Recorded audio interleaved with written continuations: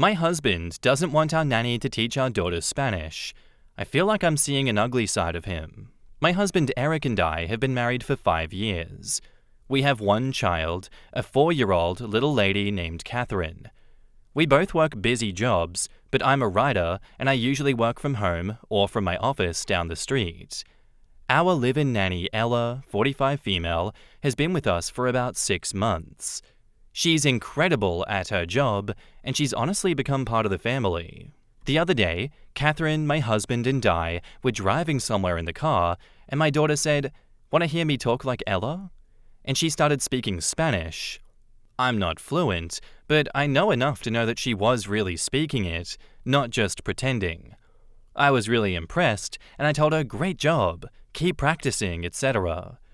My husband didn't really respond, but I didn't think anything of it at the time. Then tonight, just now, Ella came to my office after Eric got home and took over watching Catherine. She was really quiet, which isn't like her, and she apologized for teaching Catherine Spanish without asking. My response was basically, what? I told her, completely confused, that I had no problem with that, and that I actually think it's a fantastic idea. I wish somebody had taught me when I was little, especially when we live in Southern California. It's a great skill to have. So I reassured her that I would actually appreciate it if she would keep teaching Catherine the language. Ella then told me that Eric had just asked her to please only speak English around Catherine. Ella has gone back to our house for the night, but I'm still sitting in my office fuming. I am beyond furious with Eric, and I know I need to collect myself before going home and speaking to him. First of all, I feel like he's damaged our relationship with Ella, who has been nothing but wonderful to us and our daughter. Secondly, I cannot for the life of me understand why it's a bad thing for our young daughter to learn a very useful second language, which she'll probably have to learn in school anyway. Eric has never expressed any racism. If he had, we wouldn't be married. That is a deal breaker for me.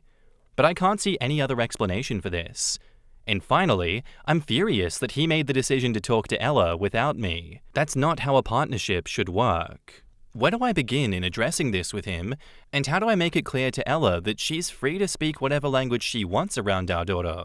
In the comments, Dr. Zoidberger says, "I'm in medical school, and one of my good friends in class grew up with a nanny who taught him Spanish, and he's still fluent to this day. So many of our patients are Spanish-speaking only, and they get blown away when this white dude with a Jew fro walks in and speaks to them in their native language. He doesn't have to wait for an interpreter like the rest of us. I am so jealous and wish I had paid more attention in Spanish class because it's a big advantage to have." Medical resident here. Can confirm ability to speak Spanish is vital, especially if you're in an area where most of the people speak only Spanish. OP, at this early age, picking up languages should be pretty easy for your child. I would urge you to try and have your daughter pick up a second language. She's learning it for free, and it can make a positive impact on her life in the future.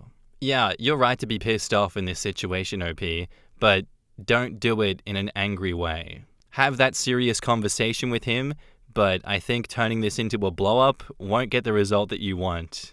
I'm curious, and I think everyone else is, as to why she should stop speaking Spanish. What is the genuine, real reason that he asked that? I hope that it's a reasonable explanation, but if there's even a hint of discomfort around her culture or him trying to be controlling, I think you should call that shit out directly. Decisions around your child's education or the caregivers that are allowed access to your lives are things that are to be made together, not unilateral decisions. He was seriously overstepping with this one, and he needs to, remember that. We need to remind him that it's not a unilateral decision for him to make. I think you're going to do right by yourself and by your child, and I think that that relationship with Ella is worth protecting. And now, onto the update. Holy wow! Thank you so much to the hundreds of people who commented with advice. I can't believe how many helpful opinions I got. So after my original post, I took some time to simmer down and then went home. Catherine and Ella had already gone to bed, so I sat down with Eric and asked if he could explain why he didn't want Catherine learning Spanish. I know a lot of people said that I should approach it in a less straightforward way so he wouldn't find out that Ella had snitched on him, but I made it clear that I found out because she apologized and not because she was telling on him or anything. We had a very long conversation, and it turns out that Eric feels like he's missing Catherine's childhood. He doesn't enjoy his job anymore, and he feels jealous of me because I got the career that I wanted, and I still get to spend more time with our daughter than he does. I'm a screenwriter, and he's an executive at a media company, but he always wanted to be an actor. Apparently, he feels like he gave up his dream for money, and he wishes he worked in a creative job like I do. I had no idea how down he was feeling about everything. After talking it through, we came to the conclusion that he already felt left out of Kay's life and didn't want to feel further excluded if she became fluent in a language he couldn't understand. I told him that I understood this, but thought that that was really selfish of him, and he agreed that Catherine should continue learning Spanish. He felt really bad about his conversation with Ella and apologized to her first thing the next day. We called Ella's grown-up daughter, a really great girl in her early 20s, and found out about this fancy restaurant that Ella has always dreamed of going to. We took Ella and her daughter for a surprise dinner and gave her a card and flowers to thank her for being a great tia to Catherine. So the whole language issue has been resolved, and now Eric and I have to figure out what to do next about the existential crisis that he seems to be having. We're in a good financial position, and I suggested the possibility of him leaving his job or taking acting classes on the side. He's still unsure about what to do, but I think he definitely feels better about having it out in the open. Thank you all again for your help. In the comments, Gigi Lily says, "It is so interesting how people react to weird moments of jealousy. I think OP handled it really well, and I'm glad that it was something fixable versus it being due to him being racist. I'm also glad that they talked it out now, before his resentment got to a point that would have ruined relationships." Me too, OP. This was a pretty heartwarming outcome. I think you did handle it perfectly. That was a calm, direct, and compassionate chat that you had with him. Full, 100% marks. You getting to the root of it instead of just fighting over this surface level issue was the correct thing to do, and that was better than we see in a lot of these stories, I think. Much to my chagrin. I love a bit of drama, but this was very mature. And the way that you included Ella and made her feel appreciated, I think that was beautiful, and I hope that that did rebuild her trust in the both of you instantly. Glad to know that he's not a racist, so let's keep encouraging Eric, let's get him to not make any more unilateral decisions like this again, and let's push him towards something creative that will bring him back a little bit of joy in life. Not a bad ending, guys. This was beautiful. Thank you. Our next post is by user, Am I Being Weird? Titled, Am I the asshole here for telling my husband to not bring his sick ex to our house and not get personally involved in nursing? So I'm 35 female and my husband is 39 male. We have been married for 5 years. Before marrying to me, he was with his high school sweetheart for a decade. Apparently, they had compatibility issues and then lost contact. Now his ex has got kidney failure and is on dialysis and has come into our city for treatment, and according to my husband, she contacted him through a mutual friend. And now my husband wants to help her. Very politely, I had asked my husband, does she not have her own people to help her and nurse her back to health? Why contact him all of a sudden after years? My husband was pissed and said how can I be so petty and immature regarding a patient by asking such stupid questions, and that he expects better from me. Then I said, if the situation is so dire, let's get her a place in our flat in another locality. If you are so adamant, then let's finance her nursing facility. Why the need for getting personally involved like a nurse? And I don't want to get involved in personally nursing his ex or in her medical recovery process in person, nor do I want to go see her in hospital with him. And my husband said that he's just disappointed in me that I'm showing jealousy over a long-ended relationship and cannot show maturity even with a patient. So am I the asshole here? In the comments, something is fishy about the response. Kinda sounds like gaslighting. Not sure I have enough context for a judgment, but he's asking a lot for you to bring one of his exes into your home. Could be because it's in writing that your offer to help in other ways sounded sarcastic, but I still feel his response is rather strong for him making a big ask of you. I would possibly ask the same question, but understand that you are not obligated to say yes. Did he really say that he wanted his ex to move in? OP says, yes, he did. He said it would be better if she was here, close with us. I don't know, I just feel uncomfortable. I'm not accusing him of anything, nor do I have anything against that woman, but I feel sick. Caring is one thing, and caretaking quite another. Once he starts to help, it is quite possible that her needs will increase. It is also important to consider that her condition may be long-lasting, not the asshole. I feel the ex is trying to find a kidney donor. OP says, not really. She has a donor, and if she wished, she could have got some other shelter. But I don't know why she had to come into my life. When asked if the ex has a donor, why isn't the surgery taking place, OP says, they had some issues related to blood antibodies. That's what my husband told me. Commenter 5 says, not the asshole. This is not jealousy, it sounds like he wants to be the hero and take her in, but do none of the actual work. Also, it is inappropriate. This is his ex, and they don't even know each other anymore. I would die on this hill. If he brings her to your home against your will, you should leave to stay with family or friends. I bet he gets a nurse or gets her out real quick when he has to do the caretaking. And the fact that he just decided this, expecting OP to just take on this kind of work, is crazy of him. Stand your ground, OP. You're going to be fine if you do. OP says, exactly. He said this with a poker face that he would want me to nurse. Like, what? I don't know if I recognize my husband anymore. I dated this man for 4 years, have been married for 5, have 2 little 3-year-olds, and he's angry with me for not wanting to see his ex in hospital and not wanting to nurse her. OP responds to multiple downvoted comments about helping a friend out in need. Old friend, they were not in contact for years. And she's not just a friend, she's his ex, someone who had a way more emotionally intimate relationship than a friend. And your taxes assertion just proves my point. We indirectly, financially sponsor the health of strangers. Don't go on getting involved with them in person, wanting to stay at the side as an emotional support tool. And just because you and your folks are okay with strangers in-home, it doesn't mandate everyone else to do it. Well, since you're so open to taking care of strangers, please take my husband's ex too, in your kind and compassionate vicinity. Commenter 7 asks, is your husband a nurse? If she is dying and he wants to visit with her, then what's the big deal? At the end of one's life, it's not uncommon to want to reach out to old friends and family for closure. I don't really understand the jealousy and outrage.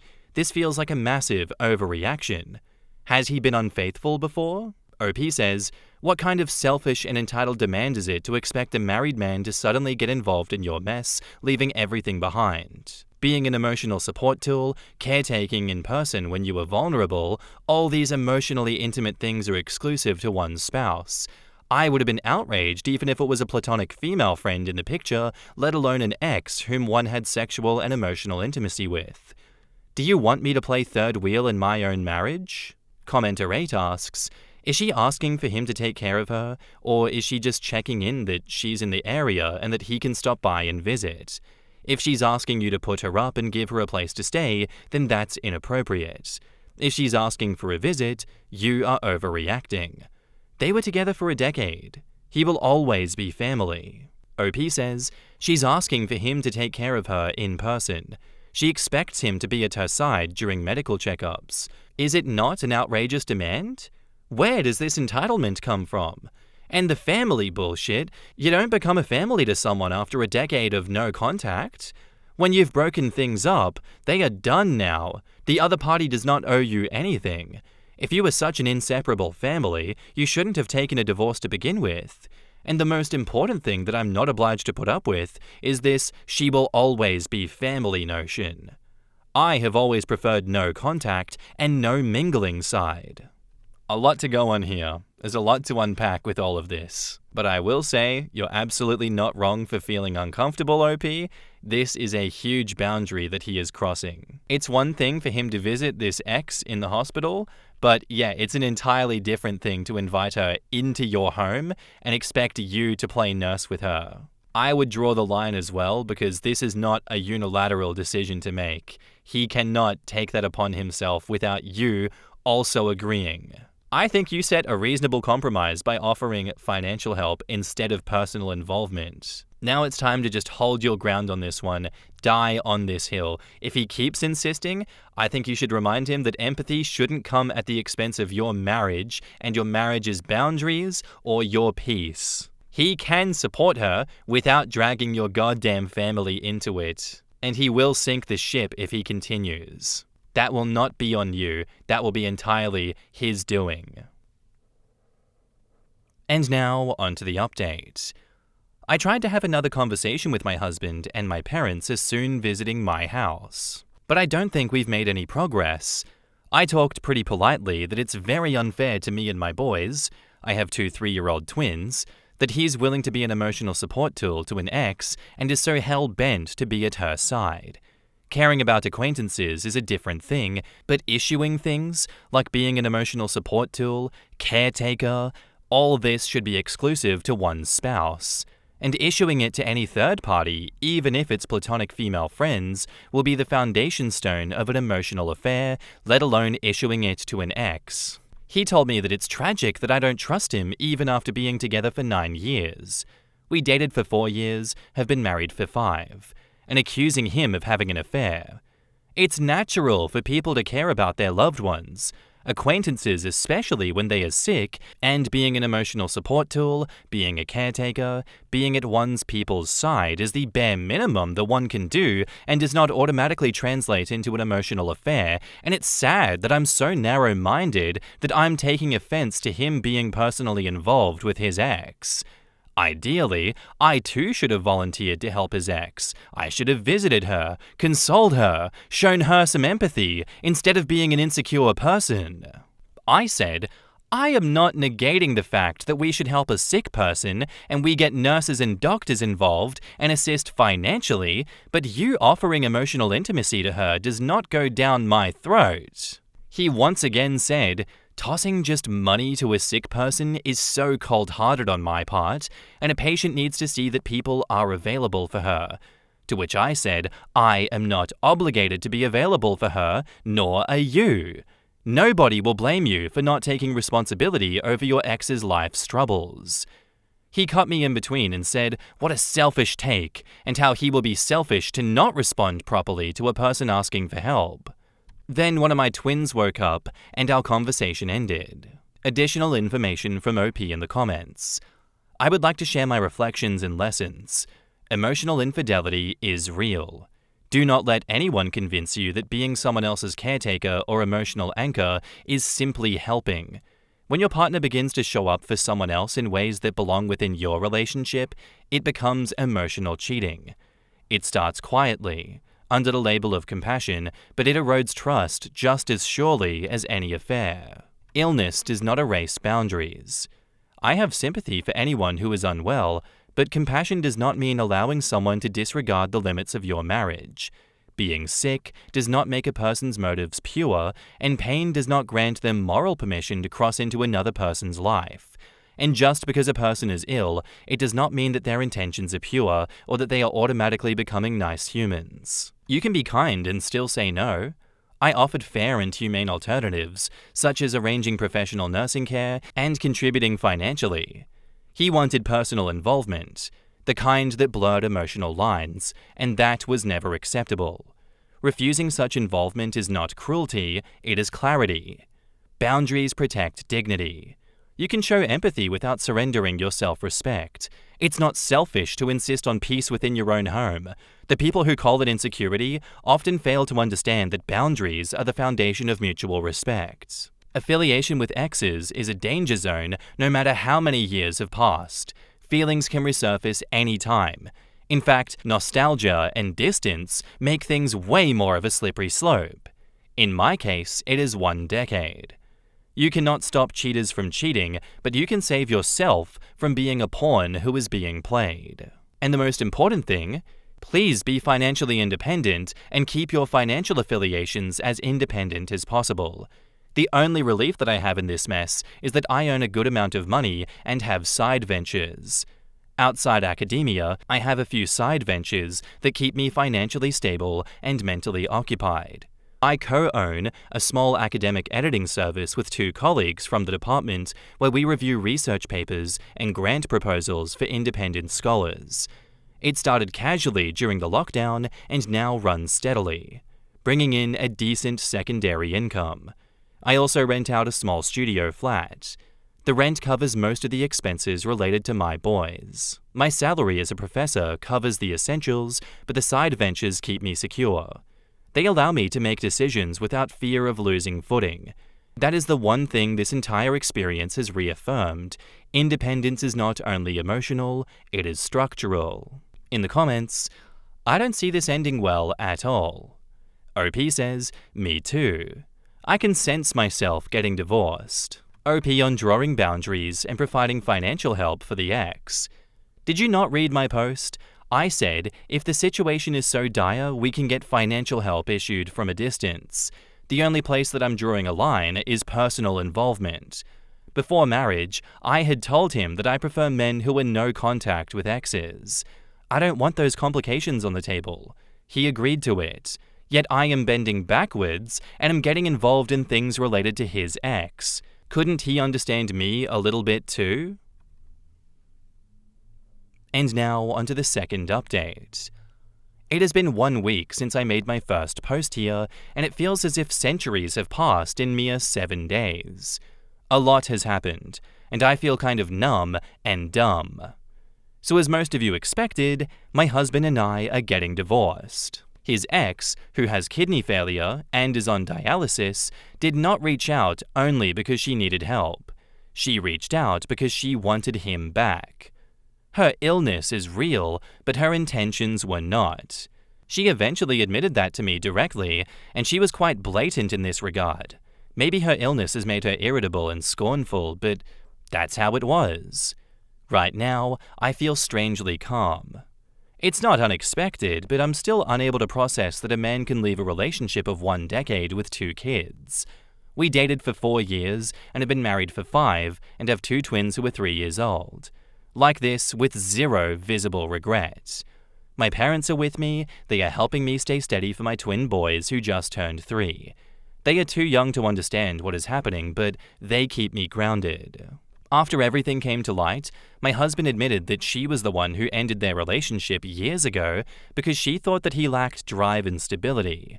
He never really got over her.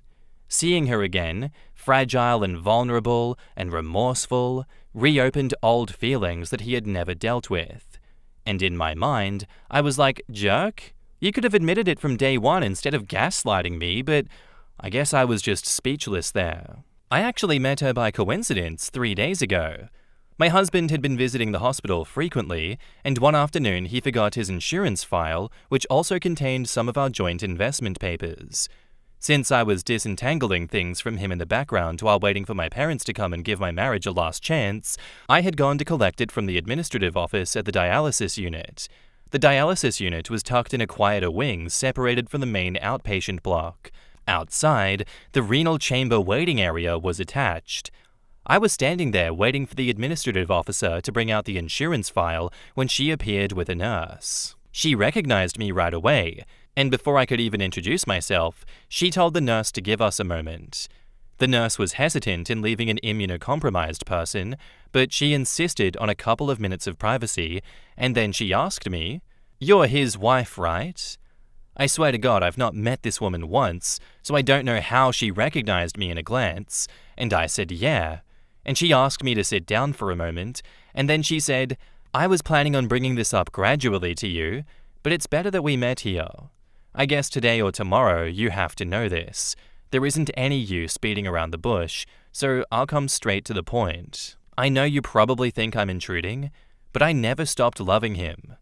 I was like, what the actual fuck? No way this is real. And in reality, she was married to another man for a while who I guess died in some accident, so it's not like she was some cinematic protagonist spending her life singly pining for my jerk of a husband as she was sounding. I was the one who ended things, and I regret it deeply. I just wanted to be with him again, even if it's only for whatever time I have left. I swear to Almighty, sitting above 7 heavens, I'm not exaggerating a single word. These were her exact words. I left the file counter without saying anything. In the side corridor near the elevator lobby, I would have burst into violent sobs had nurses and other people not been moving around there too. When I got home and told my husband what had happened, he did not deny it. He said he could not help how he felt, and that being around her made him realize he still loved her. At this point, I did not think I had anything else to say. I'm now a single mother of twin boys, and honestly, I'm fine. I earn much more than my husband, and the house we live in is entirely my property. The apartment is in the Southern Academic District, not far from the old university campus where I teach. It's a 3-bedroom flat on the 4th floor of a quiet residential block that I bought 7 years ago when I was promoted to associate professor, using my savings and part of a research grant that I had received for curriculum development. When this all came to light, I asked him to leave, and he did. It was not a dramatic fight. I told him calmly that if his heart was with her, then that's where he should go. There is no legal obstacle in it. He had contributed little to the mortgage or maintenance, and the property was always mine. He did try to bring up that we are intertwined on other financial fronts, and honestly, even if it's partial entanglement, what complicates things now are the shared investments and educational funds that we set up for our twin boys. We have a joint mutual fund account, a children's savings bond, and small commercial investment in a co-working space near the railway junction. The co-working space investment is another area of dispute. Although the capital came from me, the business registration lists both of our names for tax convenience, which was his idea only. Now he's attempting to claim half the profits from the current lease cycle. My lawyer has filed for a forensic accounting review to prove the monetary trail originates from my personal savings. This is looking exhausting in theory only, and there are a few more entanglements that will be too much to type, and not to forget the legal proceedings of divorce, which we have not started yet, and not to forget custody stuff. And now onto the final update, titled, I filed for divorce today, and I feel strangely calm, but hollow. So I filed for divorce today. We dated for 4 years, 5 years of marriage, twin boys who are 3, and a husband who decided to go back to his ex. She came back into his life because of a medical issue, and he turned into her caretaker. I drew boundaries, he called me insecure, now it's over. I'm a professor, and I earn well. My house is in my name, so at least that's clear, but the rest is tangled. There's a small joint property near a railway station and some mutual funds for the kids' education that are in both of our names. It's exhausting sorting through all of it. I'm not falling apart. I'm functioning, working, raising my boys, but it is lonely. I've never been the kind of person who keeps a big circle of friends, and right now, that silence feels heavier than usual. My parents are here, but they are with the kids right now. And how much can I burden them with my emotional turmoil? I just wanted to vent somewhere. And that's the end of her story. She hasn't shared much more with us. God damn, that's brutal, OP. I don't know how you are going to deal with this betrayal. I don't know how bad that feels, but I empathize with you. You handled all of this with grace, you set healthy and fair boundaries, you offered empathy and solutions when he crossed the line, and you stood firm. But in the end, the divorce happened anyway. I don't think you should question why he did it.